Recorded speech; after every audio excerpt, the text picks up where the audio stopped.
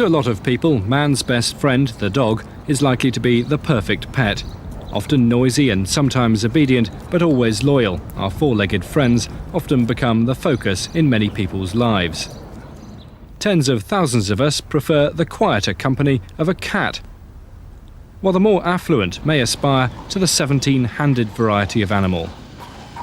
But what about the person wishing to pursue an interest in the not-so-normal? The animal lover who doesn't want a soft coat to stroke or an early morning gallop. Nowadays, many people are discovering the fascinating world of keeping lizards in captivity. It can be one of the most rewarding hobbies, but it can also be one of the most frustrating. The secret to success lies in choosing the correct type of lizard in the first place and understanding its requirements. In this video, we're going to show you how to achieve these objectives and how to avoid some of the more common mistakes.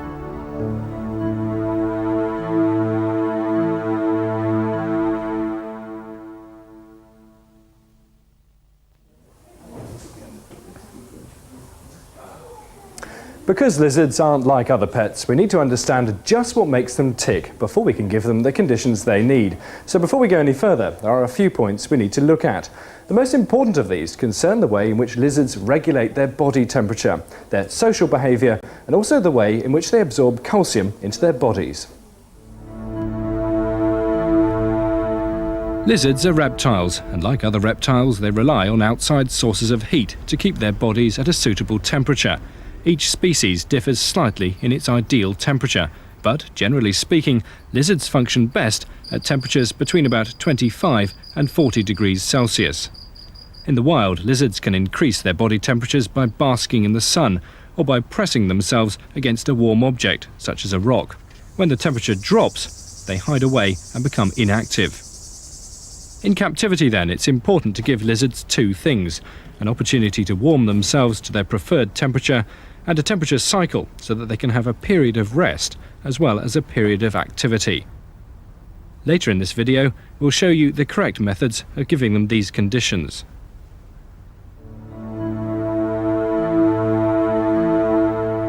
Many male lizards and some females are territorial by nature. This means that they won't tolerate other lizards inside their living space. If you want to keep a group of lizards together, it's important to avoid keeping more than one male in the cage. You might also run into trouble if you try to keep too many lizards together, even if they're females. When lizards become overcrowded, some of them, usually the smaller ones, will hide away for much of the time and will not have an opportunity to feed. Their colours will fade, and if you don't separate them from their more dominant cage mates, they'll eventually die. You can avoid some of these problems by keeping small groups, say one male and 1 to 3 females together, and by making sure that there are plenty of hiding places so that each lizard can have somewhere to lurk when it needs some peace. When you feed the lizards, make sure that they all come out to eat and that the larger ones don't bully the smaller ones. If bullying does take place, the only answer is to set up another cage and divide them into smaller groups, or even to house them individually for a while.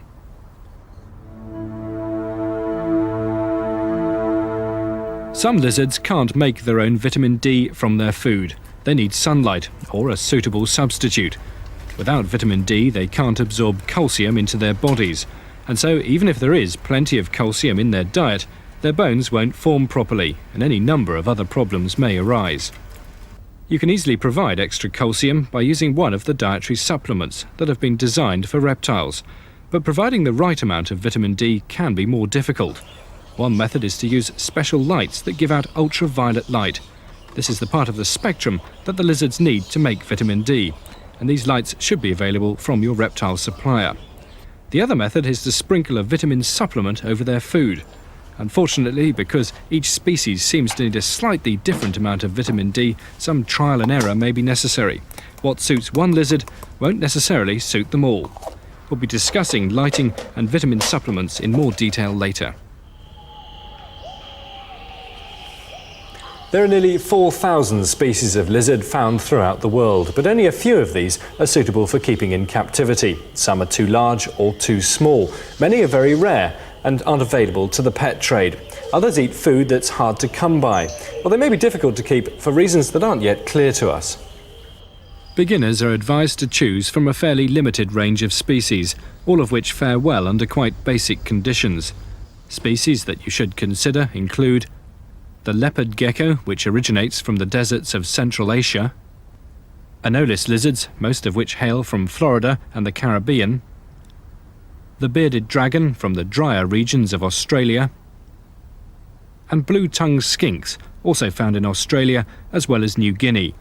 Other species that can be recommended, but which are slightly more demanding, include the green iguana from the forests of South and Central America, plumed basilisks, which are also from the same region, water dragons from the forests of Southeast Asia, and the veiled chameleon from parts of the Middle East. Wherever possible, try to insist on captive bred lizards. There shouldn't be a problem with leopard geckos, bearded dragons, basilisks, water dragons, blue-tongued skinks and veiled chameleons. Green iguanas are captive farmed in parts of Central America, and this is a better alternative to wild-caught ones. Whenever possible, buy young lizards because they'll adapt better to captivity than adults. Beginners should avoid buying species that get too large. These include monitor lizards and tegus, which can reach sizes of over 1 metre.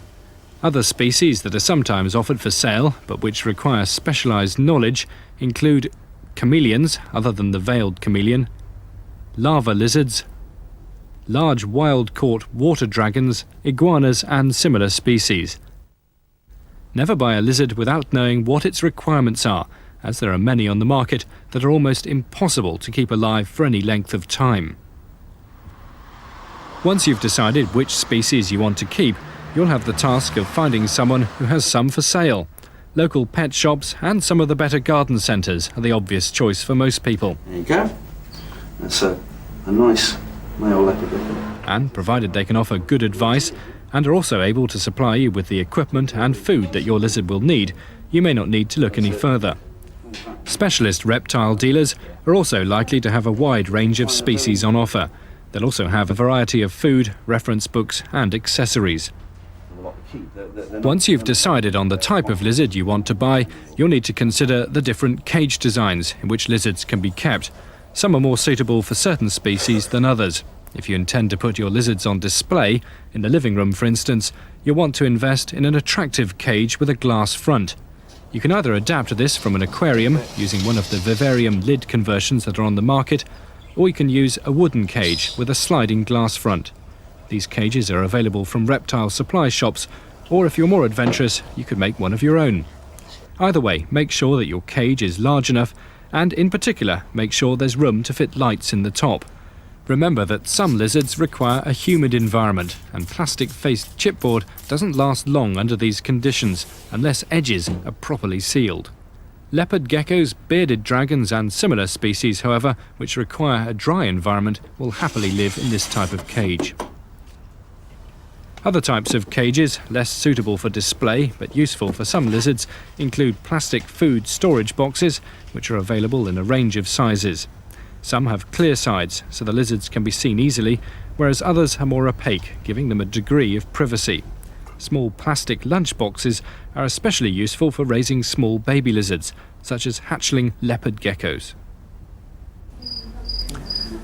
One of the most important things to consider when keeping lizards is the size of the cage. Factors to bear in mind are the size of the lizard, how many you intend keeping together, and how active they are.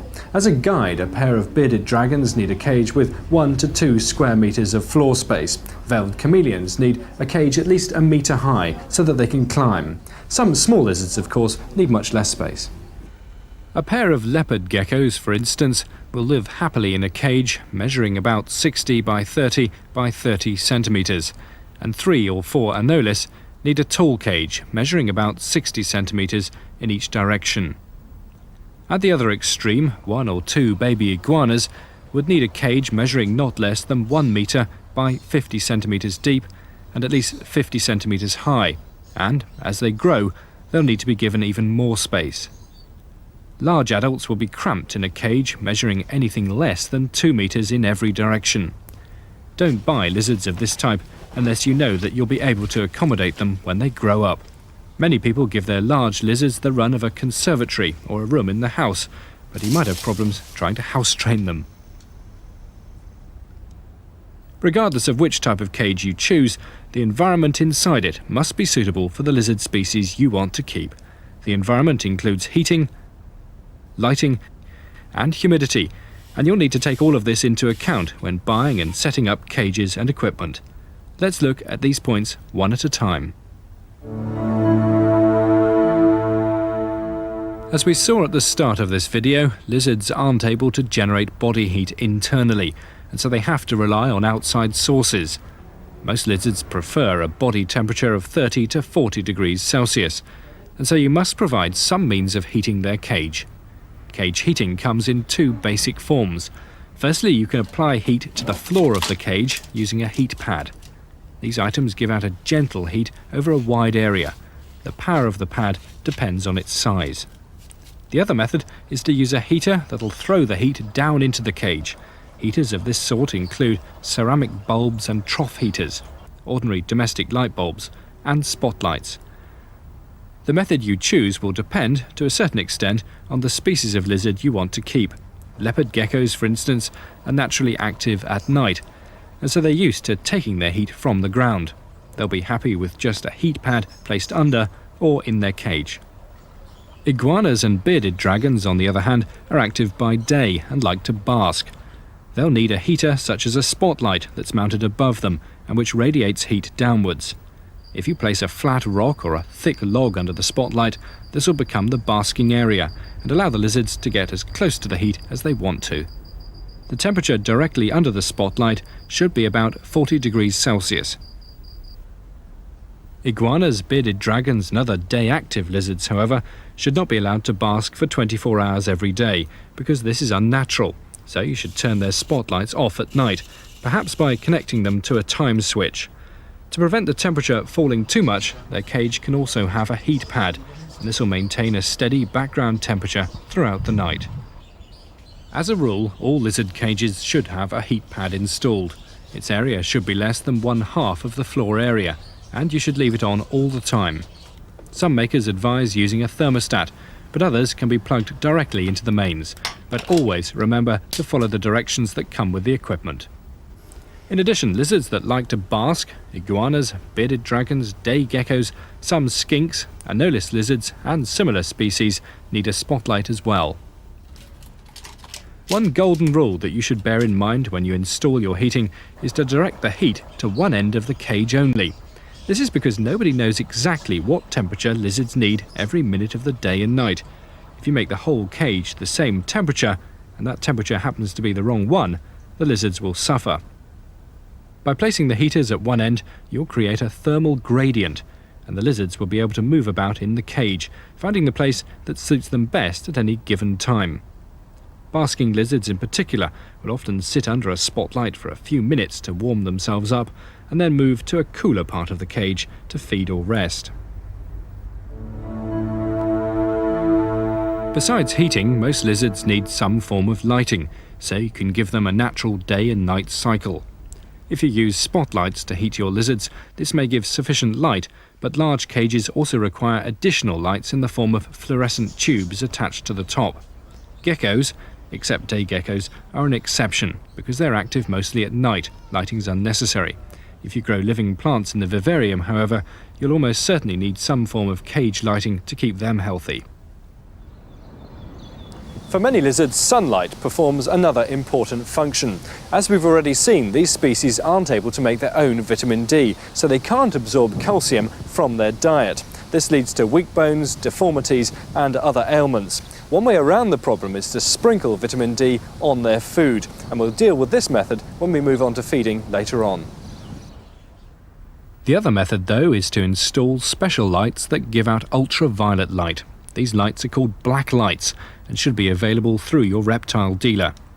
Black lights are fitted alongside normal fluorescent lights and should be switched on at the same time, so that when the lizard basks, it'll absorb the ultraviolet. Because lizards are wild animals, even if they have been bred in captivity, it's not a good idea to handle them more than necessary, otherwise they may become stressed. There are times when you will have to pick up and hold your lizard though, such as when you clean its cage. You can sometimes persuade small lizards to climb onto your hand, And as long as there's no risk that they'll jump off and run away, this is the best method for delicate ones that might be damaged by over-enthusiastic handling. You should grasp larger lizards gently but firmly behind their head, and then lift them up at the same time, supporting their bodies with your other hand. Species with long tails, such as iguanas, sometimes thrash about if they're restrained, and it's a good idea to get someone to help, or, failing this, to tuck their tail under your arm. Remember to keep handling down to a minimum. Even if you want to tame your lizard, it'll be more comfortable if you allow it to approach you rather than have you chase it around its cage. So, to summarise, all lizards need background heating, which is best provided by a heat pad fixed under or inside one end of their cage. Many lizards also require additional heating in the form of spotlights or ceramic heaters to give them a hot spot in which they can bask. And many species also require extra ultraviolet light, which is most easily provided by using a black light. The amount of humidity that the various species need is related to the environment from which they come. Desert lizards obviously need a low humidity, whereas rainforest species need substantially more. You can raise the humidity by spraying the cage once or twice each day, using a fine mister, such as the ones that gardeners use. Remember that wooden cages won't last long if you spray them frequently. It's easier to maintain humidity in the cage if there's not too much ventilation, but you should make sure that the atmosphere inside doesn't become stagnant. All lizards like fresh air, no matter where they come from. Finally, spraying is also important for a number of lizard species that don't seem to be able to drink from a water bowl. These include chameleons and anolis lizards.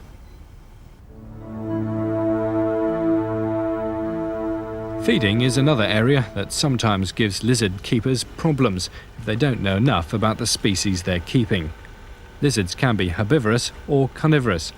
Herbivorous lizards eat a range of plant material, including leaves, fruit, vegetables and flowers. Carnivorous lizards eat a range of other animals, including insects, worms, eggs, small rodents and larger mammals. You must provide a varied diet for your lizard. If you only feed one type of food, say lettuce or crickets, the diet is likely to lack some essential ingredient.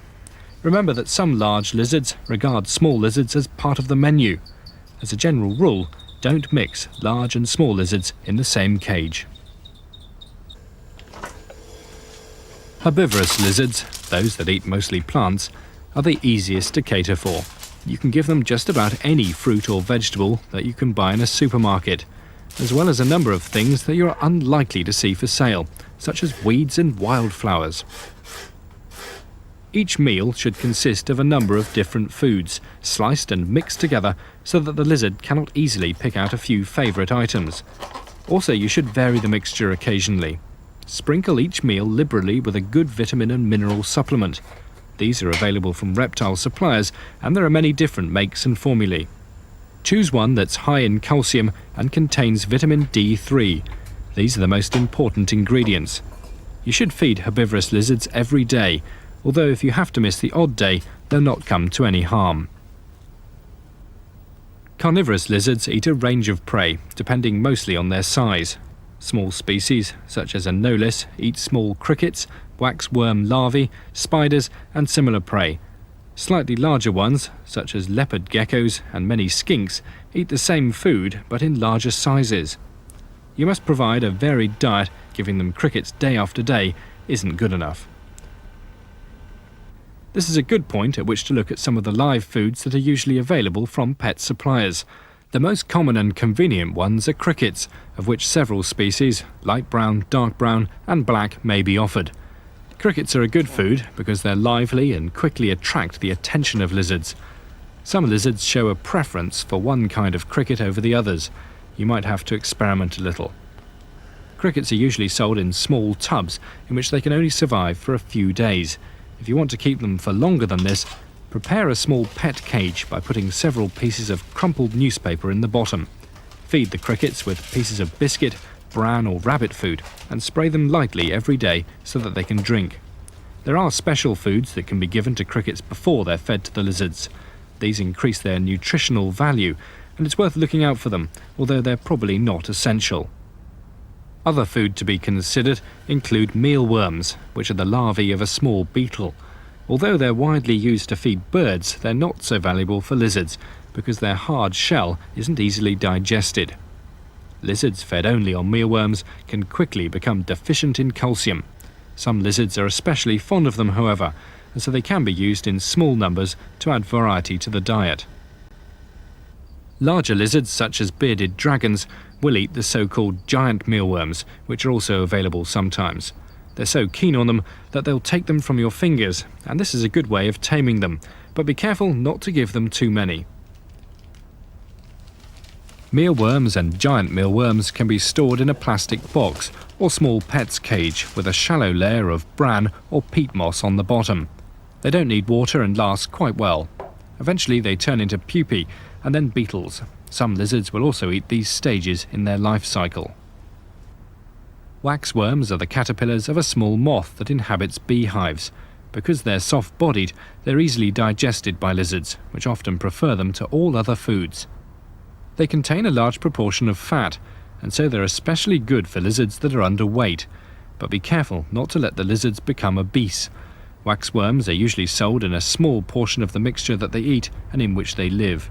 Simply keep this in a cool place and pick out the waxworms as required.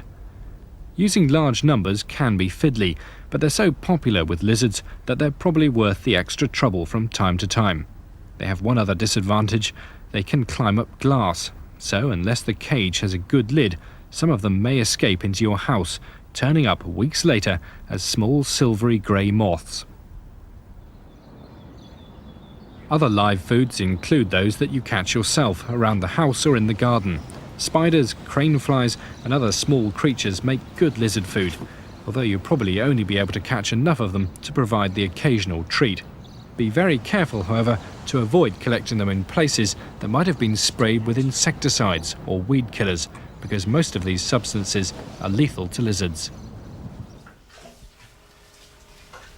Regardless of which live foods you use or where you obtain them, you should always sprinkle the lizard's food with a vitamin and mineral supplement, as with the herbivorous species.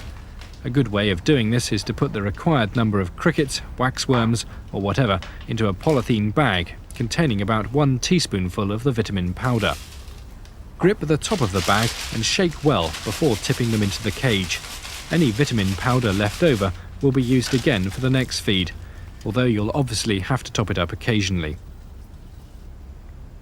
Feed small carnivorous lizards every day, but larger ones will easily go for a day or two without food. The amount each lizard will eat varies, and you'll have to find this out by trial and error. If there are still insects left in the cage the following day, you're giving them too much food. But if they eat everything you give them immediately and are still active, they probably need more. Ideally, they should pounce on the food straight away and eat at least some of it. Otherwise, the insects will clean all the vitamin and mineral powder off their bodies, and it won't reach the lizards. Also, leaving many crickets in the cage can be stressful for the lizards because they dislike insects crawling all over them. And if the lizards are breeding, it's especially important to make sure that there isn't a population of crickets living in the cage, because they'll attack and destroy any eggs that the lizards may lay. Water must be available for lizards at all times. Use a shallow bowl and place it in a cool part of their cage. If you're using crickets as food, place a small stone or twig in the bowl so that if they jump in, they can climb back out. Otherwise, the water will turn to a smelly kind of soup with your expensive crickets as its main ingredient. If a lizard is healthy when you buy it and you give it the right conditions, then it's unlikely to become ill. But if you do have any problems, first make sure that your cage is properly set up and that the temperature, humidity and lighting are suitable for the species you keep. Then make sure that it's eating and that you're giving it the correct diet with all the necessary vitamins and minerals it might need. And remember, 9 out of every 10 problems are associated with a poor environment. Also, you should bear in mind that some small lizards are short-lived by nature, and if they've been collected in the wild, they may already be over the hill, so you shouldn't expect them to live forever. This is another good reason for buying captive bred babies. At least you'll know that most of their life is in front of them, not behind them. Here are some of the health problems to look out for. Poor shedding. This can indicate that the lizard is sick, but is more likely to be the result of keeping it too dry. Spray one end of the cage lightly to make a small area that's permanently slightly damp, and the problem should cure itself. If a lizard has parts of its skin firmly stuck, put it into a small plastic box containing damp moss for a few hours, and the skin will usually come away. You may have to help by gently pulling away some of it, especially on the lizard's toes. Blocked nostrils, sometimes accompanied by mucus in the mouth, can be a sign of respiratory disease. You may need the help of a vet, but sometimes simply raising the temperature by 5 or 10 degrees will cure this problem. Wounds. These may be the result of fighting, especially between two males. The only answer is to separate them permanently. Large wild-caught lizards often panic in small cages and bash their snouts. If they continue to do this, it can eventually lead to an infected wound and permanent mutilation. Give them a bigger cage and more seclusion. Better still, avoid the species that are prone to this behaviour. Wild water dragons, basilisks are examples of species where this problem often arises. Females sometimes get injuries to their necks, caused by the male during the breeding season. These usually heal of their own accord, but if the male is very persistent, it might be advisable to separate them for a while. Lack of appetite. This is usually caused by keeping the lizard in the wrong conditions or offering the wrong food to it. Make sure your setup is correct for the species, check that heaters etc. are working properly, and vary the diet. Difficulty in walking. This is due to weak limbs and is usually caused by vitamin deficiencies, especially a lack of vitamin D3 or calcium or both. Correct the lizard's diet and fit a black light into its cage. External parasites.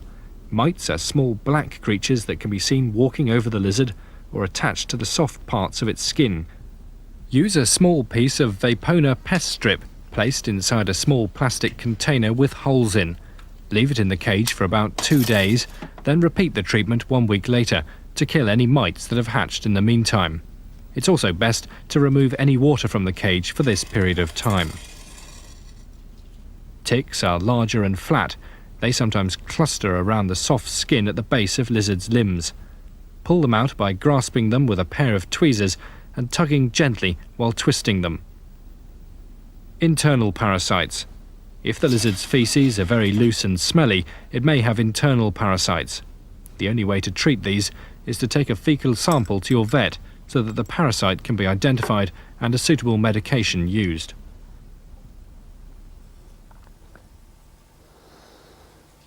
Up until this point, we've talked mainly about the general principles of lizard keeping. Now we can look more closely at some of the lizards that we recommended and go through their purchase, accommodation and feeding step by step. The leopard gecko comes from the dry regions of the Middle East. Most of the specimens that you'll see offered for sale will be captive-bred youngsters, and these are an ideal starting point. Even though leopard geckos are recommended to beginners, many experienced lizard keepers continue to keep them because they're trouble-free, attractive, and have amusing personalities. Young leopard geckos are more brightly banded than the adults. Their markings gradually change over the first year of their life, and they become mature and ready to breed at 1 to 2 years old.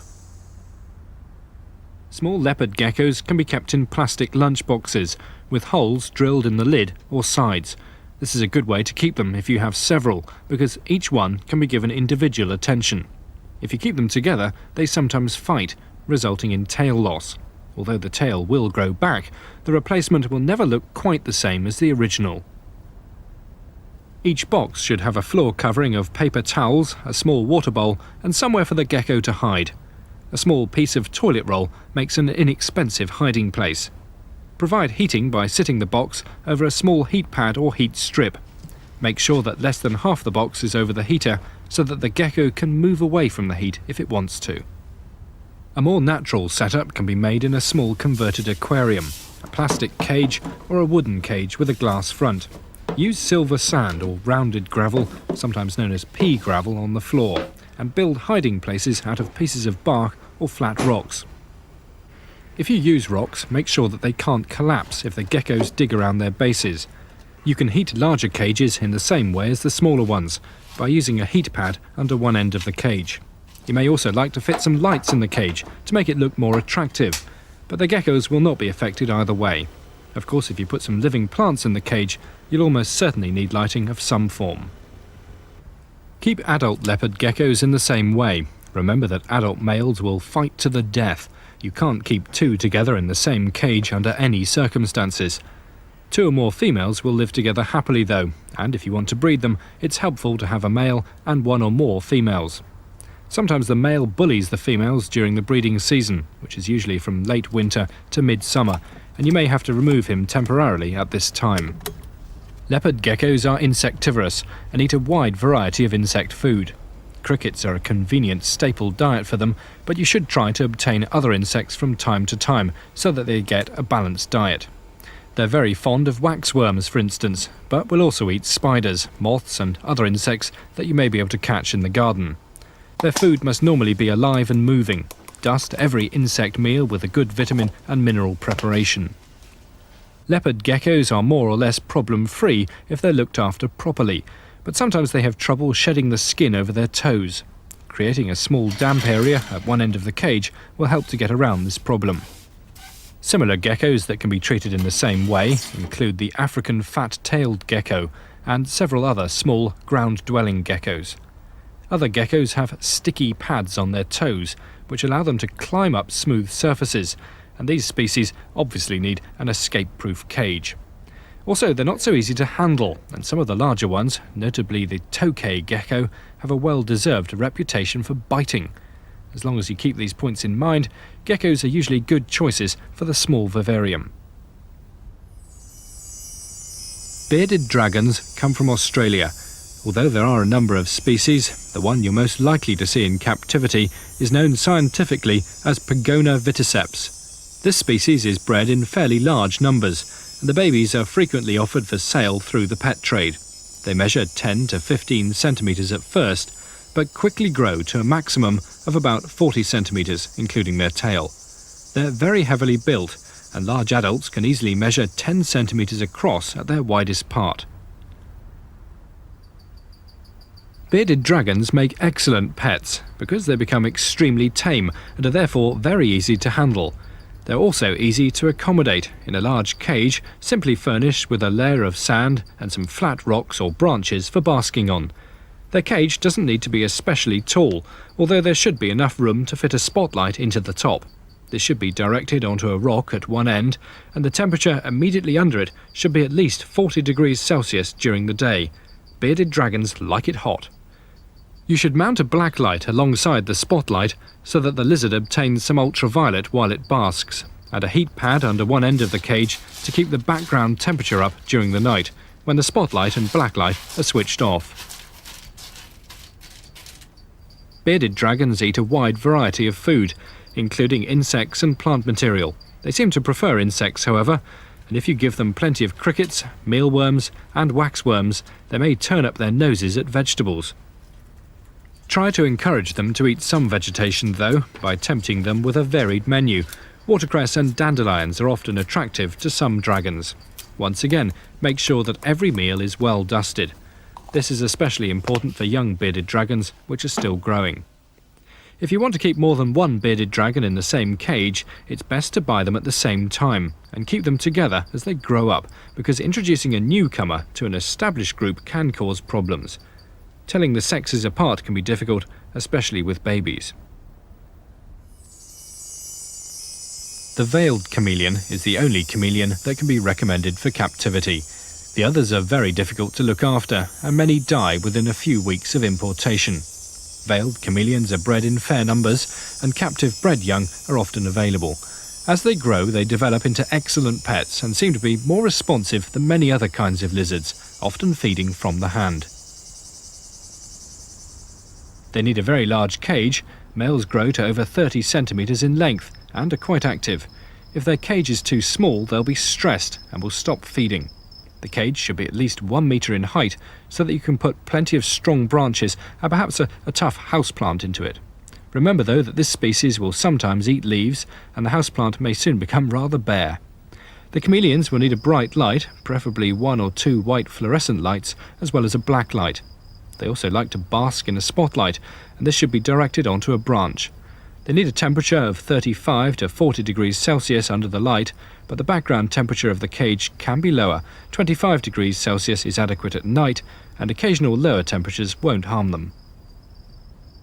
Although several baby chameleons will live together quite well at first, as they grow they become quarrelsome. Unless you're trying to breed them, they're best housed individually. Even a male and a female will fight and may injure each other quite badly, so there must be a reserve cage ready in case they have to be separated. As everyone knows, chameleons use their long tongues to catch their food, but keeping up with their appetites can be a full-time job. Large ones can eat several dozen crickets or mealworms every day. Larger insects, such as locusts, make more suitable meals for them, although sometimes they can be hard to obtain and they're expensive.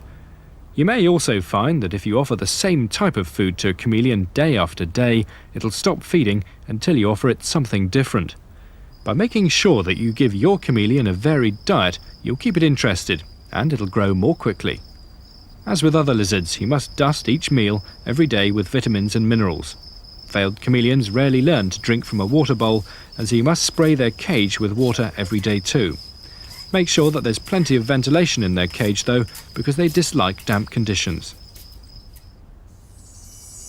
Blue-tongued skinks are rather more unusual than the other species mentioned here, and are rather more expensive. They make good pets, however, and can be recommended. They come from Australia and New Guinea, and although they're no longer imported, you may be able to find some captive bred young for sale. Babies are about 15 centimetres in length, and they eventually grow to a stocky 30 centimetres or more. There are several species in the pet trade, and although they differ slightly in size and colour, they all have similar requirements. Because of their size, they need quite large cages. One with a floor area of about 1 metre by 50 centimetres is the minimum requirement for 1 or 2 adults. The cage need not be tall, however, as they don't climb, and you should put a few sections of cork bark or some large pieces of broken clay flower pots on the floor so that they can hide away. They need a temperature of about 30 to 35 degrees Celsius during the day and about 25 degrees Celsius at night, which you can provide by a combination of an undercage heat pad left on all the time and a spotlight that's turned on during the day. They also benefit from a black light, although this is probably not essential, but they do need dry conditions, so the cage shouldn't be sprayed, and a shallow bowl of drinking water is necessary. Blue-tongued skinks are among the few lizards that'll eat an artificial diet in the form of canned dog or cat food. You should vary this with large insects such as locusts, dead mice and some plant material. They all seem to have their favourite foods, and you might have to experiment before you arrive at a suitable diet. There are a few other large skinks that you might like to consider. These include the Berber skink from North Africa, which is almost as large as the blue-tongued skinks and is quite colourful with orange speckles on a grey background. It eats insects and requires hot, dry conditions, but its requirements are similar in other respects to those of the blue-tongues. Anolis lizards are closely related to green iguanas, despite the difference in their size. They're much cheaper to buy, however, and require much less space. There are several species that sometimes enter the pet trade. The best known is the green or Carolina anolis. This species usually grows to about 15 centimetres in length, of which more than half is tail.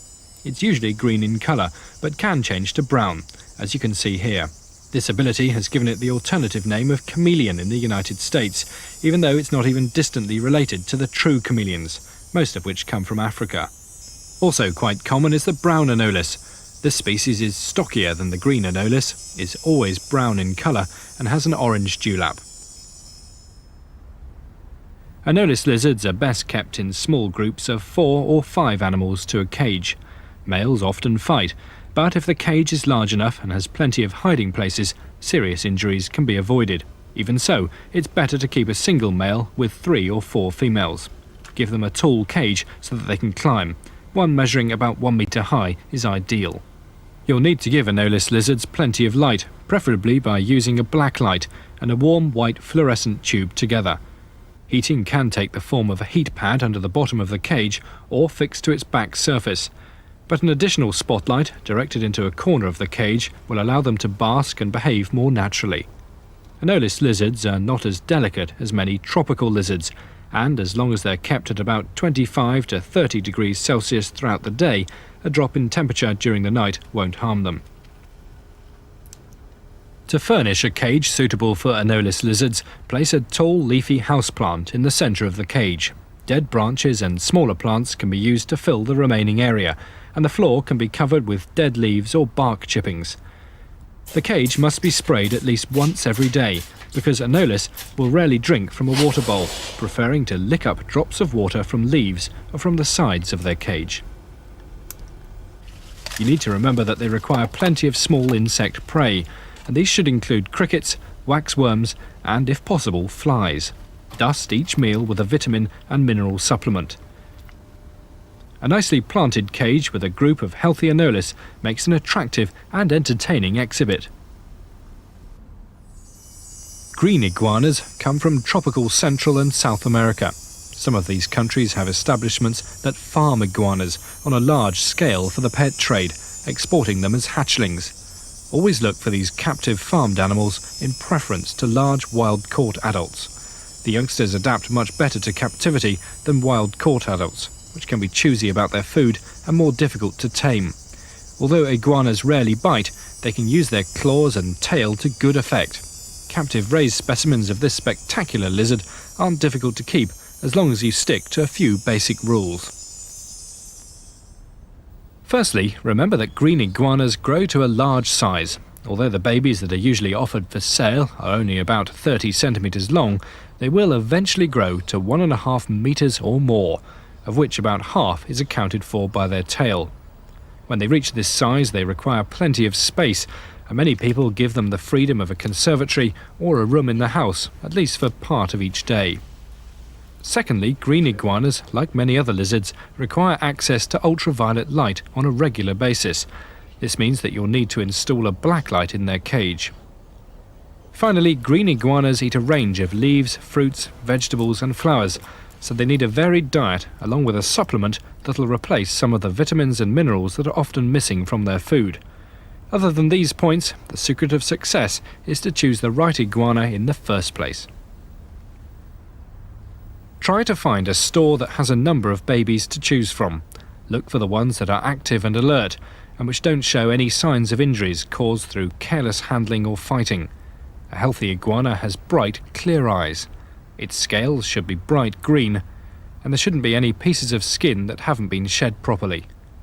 If you only intend to keep a single iguana, it won't matter too much whether it's a male or female, although males develop a larger crest and a showy dewlap under their chin. If you intend to keep more than one iguana, remember that although some will live together in peaceful harmony, others will fight. Be prepared to separate them and house them individually if this happens.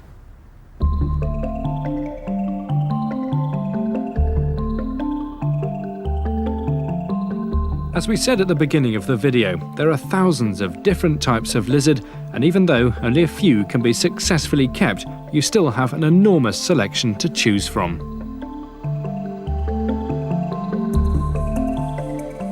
Well, we hope you've enjoyed the video and what we've been able to tell you about lizards. If you follow all the advice, you can expect many highly rewarding and successful years of keeping lizards.